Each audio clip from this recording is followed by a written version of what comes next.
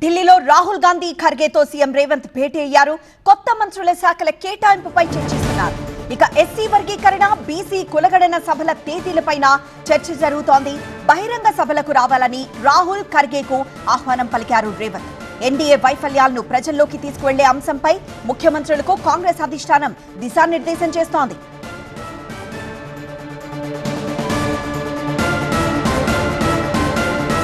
ఢిల్లీలో రాహుల్ గాంధీ ఖర్గేతో సీఎం రేవంత్ భేటీ అయ్యారు. కొత్త మంత్రుల శాఖల కేటాయింపుపై చర్చిస్తున్నారు. ఎస్సీ వర్గీకరణ, బీసీ కులగణన సభలపై తేదీలపై చర్చ జరుగుతోంది. ఇక బహిరంగ సభలకు రావాలని రాహుల్ ఖర్గేకు ఆహ్వానం పలికారు రేవంత్. ఎన్డీఏ వైఫల్యాలను ప్రజల్లోకి తీసుకువెళ్లే అంశంపై ముఖ్యమంత్రులకు కాంగ్రెస్ అధిష్టానం దిశానిర్దేశం చేస్తోంది.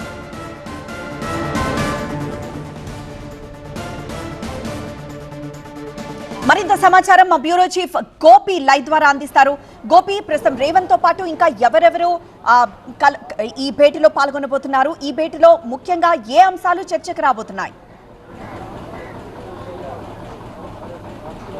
ప్రస్తుతం కాంగ్రెస్ కేంద్ర కార్యాలయం ఇందిరా భవన్లో రేవంత్ రెడ్డి, రాహుల్ గాంధీ అలాగే మల్లికార్జున్ ఖర్గేతో సమావేశం అయ్యారు. సమావేశంలో కేసీ వేణుగోపాల్ కూడా పాల్గొన్నారు. ప్రధానంగా మంత్రివర్గ విస్తరణ తరువాత అధిష్టాన పెద్దల్ని రేవంత్ కలవడం ఇదే తొలిసారి. సో రాహుల్ ఖర్గేని కలిసి సామాజిక న్యాయం పాటించే దిశగా ఏ విధంగా మంత్రివర్గ విస్తరణలో మంత్రులకు అవకాశం లభించింది, అలాగే కొత్తగా చేరిన మంత్రులకి ఏ పోర్ట్ఫోలియోలను కేటాయించాలి అన్న అంశంపైన ప్రధానంగా చర్చ జరుగుతోంది. దీంతో పాటుగా పూర్తిగా మంత్రివర్గంలో ఇప్పటి వరకు మంత్రుల వద్ద ఉన్న శాఖలకు సంబంధించి పోర్ట్ఫోలియోల మార్పులకు సంబంధించి కూడా ఏడాదిన్నర పాలన పూర్తి కావస్తుంది. కాబట్టి సో ఇప్పటికే మీనాక్షి నటరాజన్ ఎమ్మెల్యేలు, ఎంపీలు అలాగే మంత్రులు, క్షేత్రస్థాయి నాయకుల దగ్గర నుంచి ఫీడ్బ్యాక్ తీసుకుని మంత్రివర్గంలో మంత్రులు ఏ విధంగా పనిచేస్తున్నారు, మంత్రిత్వ శాఖల పనితీరు ఏ విధంగా ఉంది అన్న అంశాలకు సంబంధించిన నివేదికను అధిష్టానానికి ఇవ్వడం జరిగింది. సో మంత్రుల శాఖలకు సంబంధించిన మార్పులు చేర్పులకు సంబంధించిన అంశంపైన కూడా చర్చ జరుగుతున్నట్లుగా తెలుస్తోంది. అలాగే రాష్ట్రంలో భారీ బహిరంగ సభలకు ప్లాన్ చేస్తోంది కాంగ్రెస్. ఇటు ఎస్సీ వర్గీకరణ అలాగే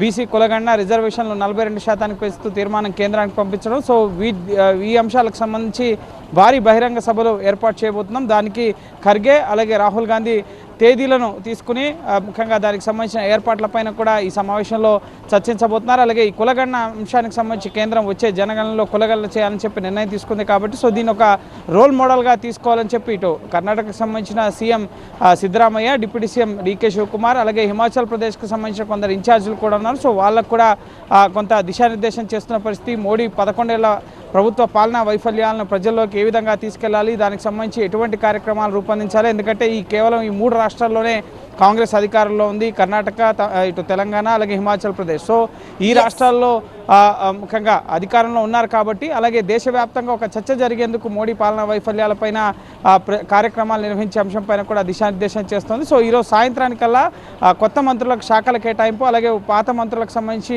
శాఖల్లో మార్పులు చేర్పులు, నామినేటెడ్ పదవులకు సంబంధించి పీసీసీ కార్యవర్గానికి సంబంధించి వర్కింగ్ ప్రెసిడెంట్లు ఇంకా ఇతర పోస్టులు ఉన్నాయి, విప్, చీఫ్ విప్ సహా ఇటు నామినేటెడ్ పదవులకు సంబంధించిన అంశంపైన ఒక క్లారిటీ వచ్చే అవకాశం అయితే ఉంది. ఇప్పటికే అసంతృప్తులు కూడా బాహాటంగా ఇటు బోధన్ బంద్ పాటిస్తున్న పరిస్థితి. అలాగే రాజగోపాల్ రెడ్డి కూడా ఇంకా తన వైఖరికి సంబంధించి అధిష్టానం ఒక నిర్ణయం తీసుకుంటుందన్న ఆశాభావంలో ఉన్నారు. కాబట్టి సో అసంతృప్తులకు సంబంధించిన అంశంపైన కూడా అధిష్టాన పెద్దలతో రేవంత్ చర్చిస్తున్నారు. సో ఈరోజు సాయంత్రానికల్లా నూతన మంత్రులకి శాఖల కేటాయింపు పైన ఒక క్లారిటీ రాబోతుంది.